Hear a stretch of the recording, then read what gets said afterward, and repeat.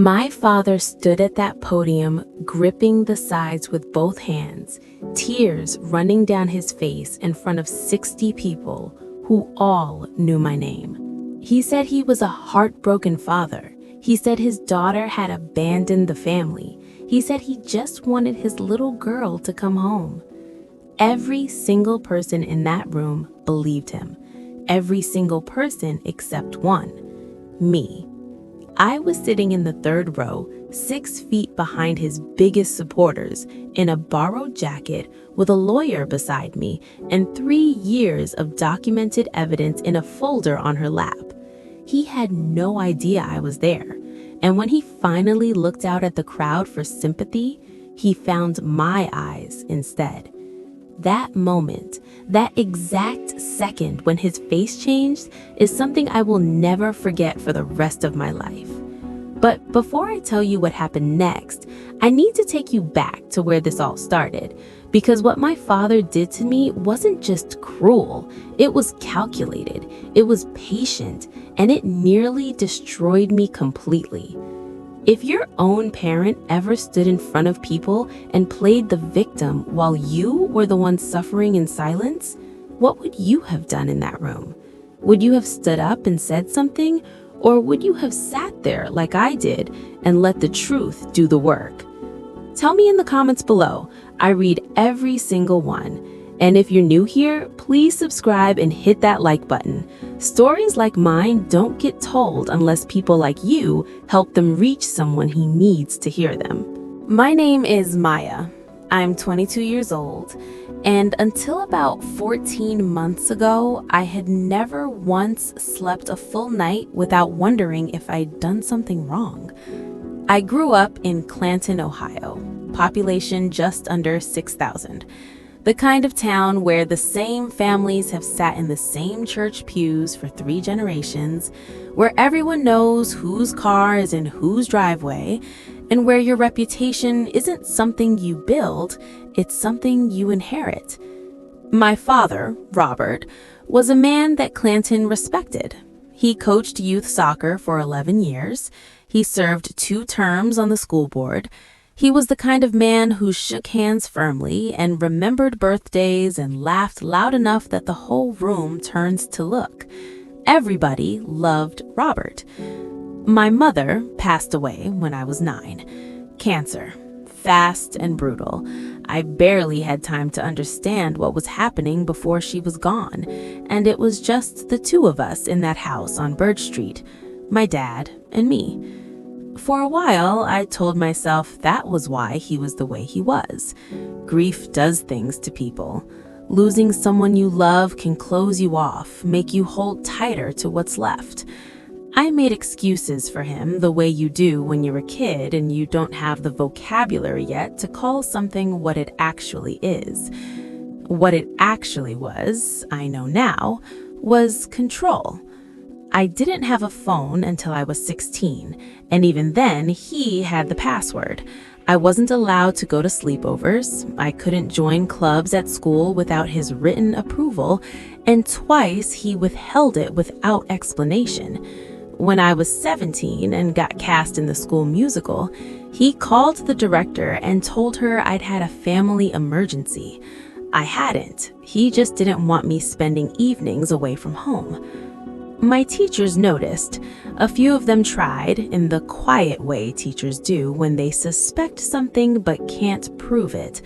My junior year English teacher, Mrs. Alcott, kept me after class once and asked me, gently, if everything was okay at home.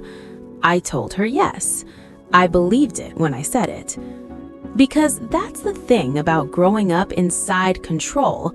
You don't see the walls, you just think that's what rooms look like. I graduated with a 3.9 GPA. I applied to 3 colleges my senior year without telling my father. He found the application fees on the bank statement. We had a joint account. I'd never known anything different. And he sat me down at the kitchen table and explained, calmly, the way he explained everything, that college wasn't practical for someone like me. Someone like me.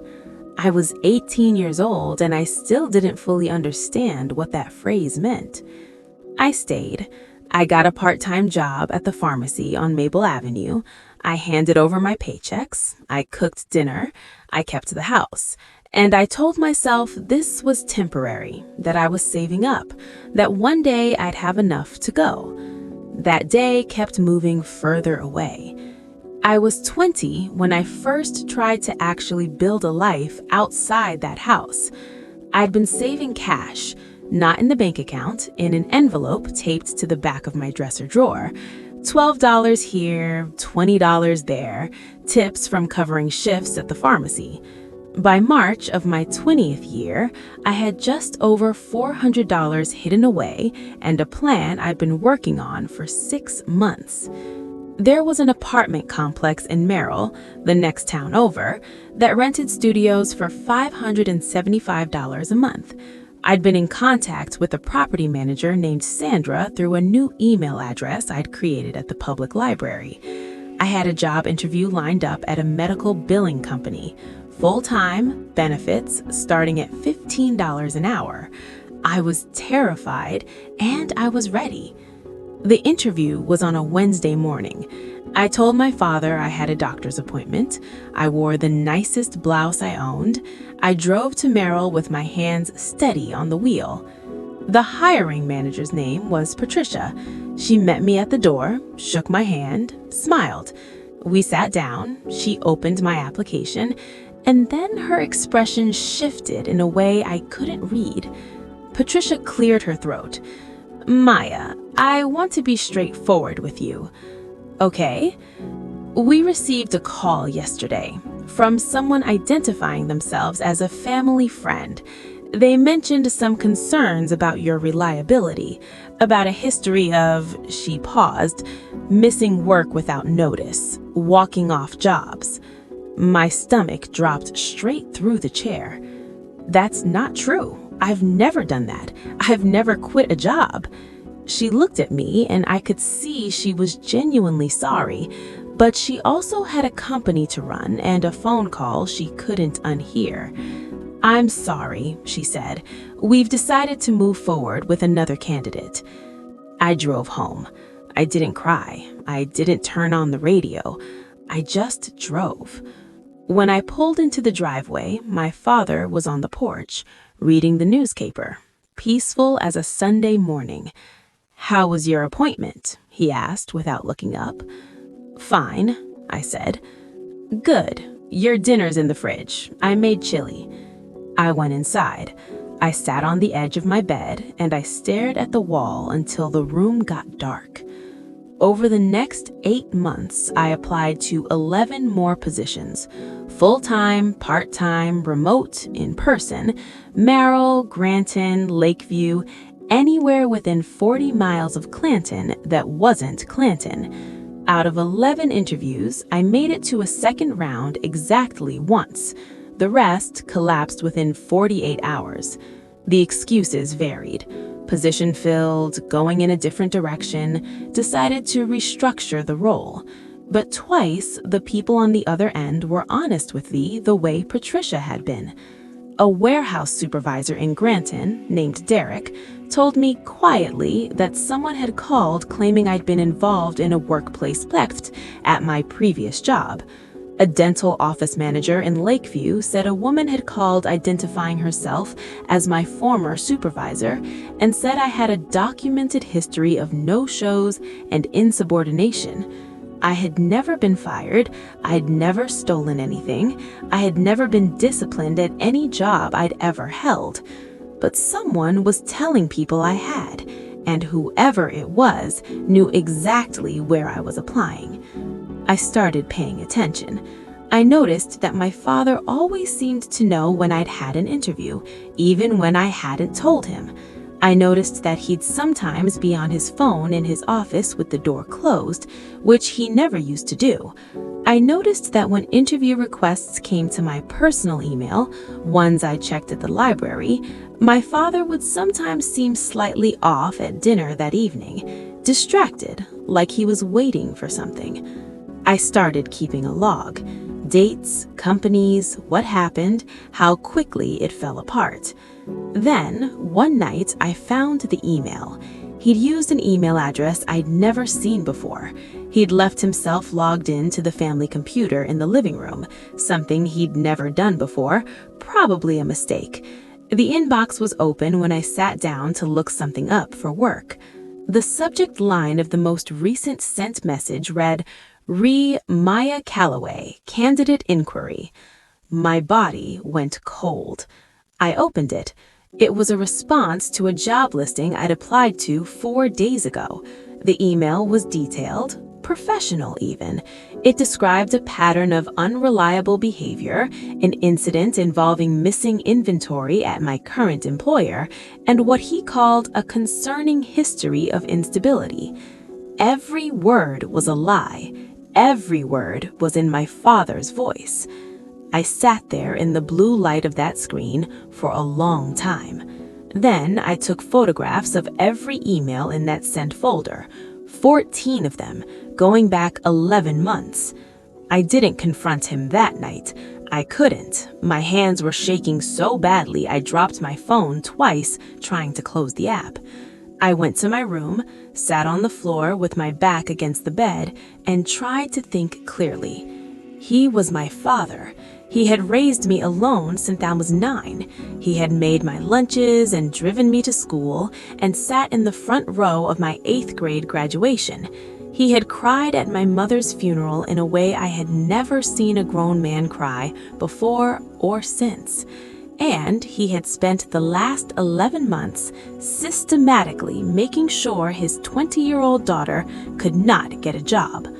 I tried to build a reason for it that made sense, that made him something other than what the evidence was telling me he was. I couldn't. The next morning, I went to the library. I sat at the back computer, the one with the wobbly monitor, and I searched, is it illegal for a parent to sabotage their child's applications? The results used words like defamation, tortious interference, civil liability. I read for 3 hours. Then I created a new email folder and started organizing everything I had. That night at dinner, my father talked about the weather and the neighbor's new fence and a story he'd heard at the hardware store. He passed me the bread basket and asked if I wanted more soup. I said yes, thank you. I looked at his hands. Steady, calm, the same hands that had signed my field trip permission slips and taught me to ride a bike, and typed 14 emails designed to make sure I never left him. I ate my soup, I kept my face still, and I started planning. 3 weeks later, I left. I didn't tell him I was going.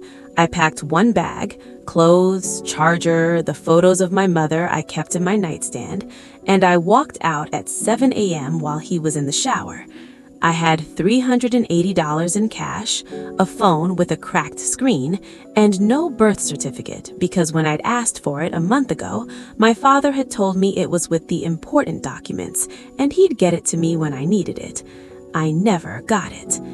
I found the Clanton Community Resource Center through a woman at the gas station who saw me sitting on the curb and asked if I needed help. She didn't make it a big thing. She just wrote an address on a receipt and said, they won't ask questions. The center was in a converted church annex on the east side of town. 12 beds, a shared bathroom, and a volunteer kitchen that served breakfast at 7 and dinner at 6. It smelled like industrial soap and old wood. The woman who ran it was named June, short, 60s, silver braid down her back. She handed me a towel and showed me to a cot and said the same thing to me that I imagine she said to everyone. You don't have to explain how you got here. You just have to decide you're not staying stuck. I was the youngest person there by at least 12 years. I spent the first week in shock.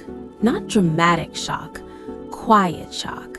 The kind where you keep doing the dishes and folding your blanket and thanking people for the soup, while somewhere deep in your chest a voice keeps saying, your father did this, your father did this, Your father did this. I filed for a replacement birth certificate by mail, 6 to 8 weeks. I went to the DMV for a temporary ID. Without my social security card, which was also with the important documents, I hit a wall. Come back in 3 weeks. Come back again. I kept applying for jobs, farther out this time, 40 miles, 50. Told myself distance would cut him off. It didn't. The calls followed me. New towns, new managers, same story. By the 4th rejection in 6 weeks, I had stopped being sad about it. I had started being precise. Clanton holds a town council meeting on the first Wednesday of every month. Community center, folding chairs, a microphone that squeals if you lean too close. June mentioned it to me almost casually, the week after I'd been at the center for 2 months. She said it the way she said most things, plain, without decoration. Your father signed up to speak tonight. I looked at her. Your name's on the agenda too, she said, as the subject of his remarks. I went. I borrowed a jacket from another resident. I sat in the 3rd row, on the aisle, close enough to see his face clearly. The community center was full. 60 people, maybe more. I recognized half of them. Mrs. Patel from the pharmacy where I used to work, Coach Dennis, who ran the soccer league my father had coached, neighbors, teachers, people who had known me since I was 9 years old and standing at my mother's graveside. My father took the podium at 7:20. He was wearing his navy button-down, the one he wore to parent-teacher conferences and church. He gripped the sides of the podium and let the silence build for just a moment before he started speaking, and I knew, watching that pause, that he had rehearsed this. Most of you know me, he said. I've lived in Clanton my whole life. I coached your kids. I served on the school board. And right now I am standing here as a father who is scared for his daughter. His voice broke slightly on the word daughter, just slightly, controlled.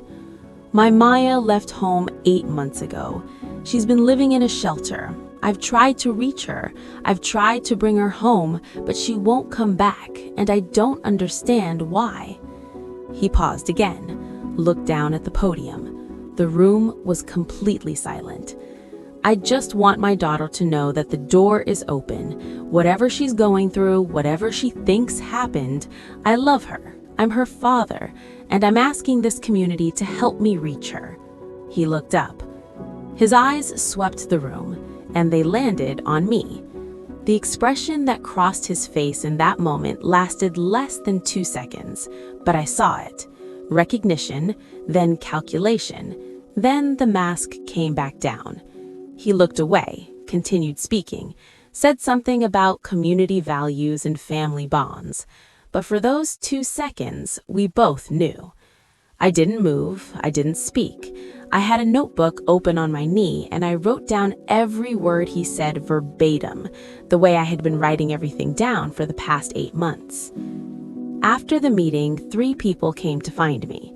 Mrs. Patel touched my arm and said, "Honey, your daddy loves you."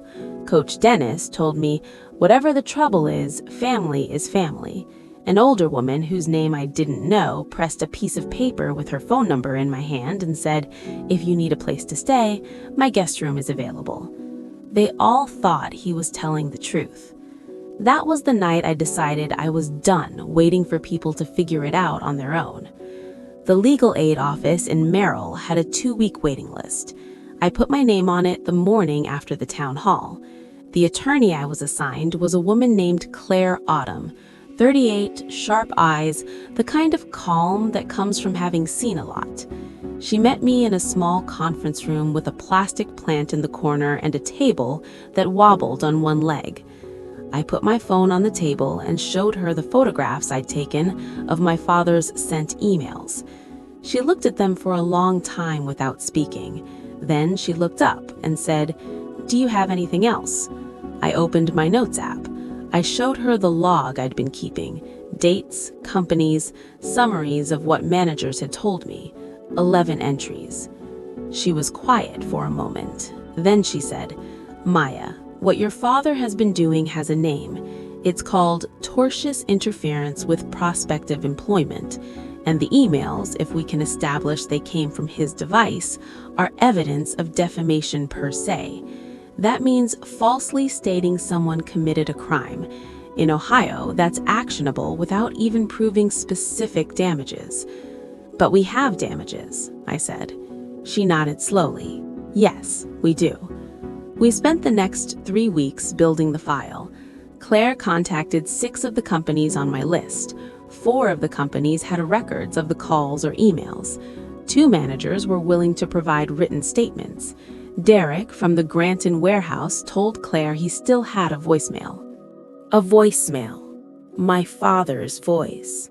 Identifying himself as a family friend, describing my fictional theft incident, asking the company to reconsider my application.